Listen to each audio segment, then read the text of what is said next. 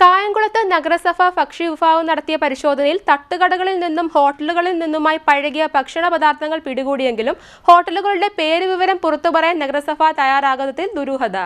കായംകുളത്തെ ഹോട്ടലുകളിലും തട്ടുകടകളിലും മിന്നൽ പരിശോധന നടത്തിയതിനെ തുടർന്ന് പഴകിയ ഭക്ഷ്യവസ്തുക്കൾ പിടികൂടുകയായിരുന്നുവെന്നാണ് നഗരസഭാ ആരോഗ്യ വിഭാഗം ഉദ്യോഗസ്ഥർ പറയുന്നത്.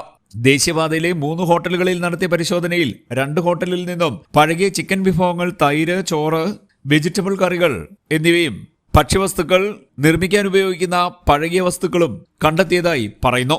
10ഓളം തട്ടുകടകൾ വൃത്തിഹീനമായി പ്രവർത്തിക്കുകയാണെന്നും കണ്ടെത്തിയിട്ടുണ്ട്. സ്ഥാപനങ്ങൾക്കെതിരെ കർശന നടപടി ഉണ്ടാകുമെന്നും നഗരസഭാ അധികൃതർ പറയുന്നു.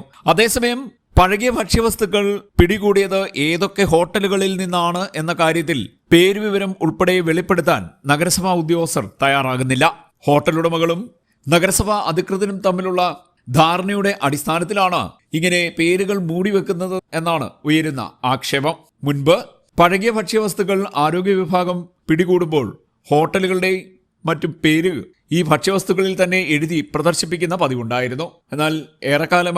എന്നാൽ അടുത്ത കാലത്ത് അത്തരം നടപടികളും ഉണ്ടാകുന്നില്ല.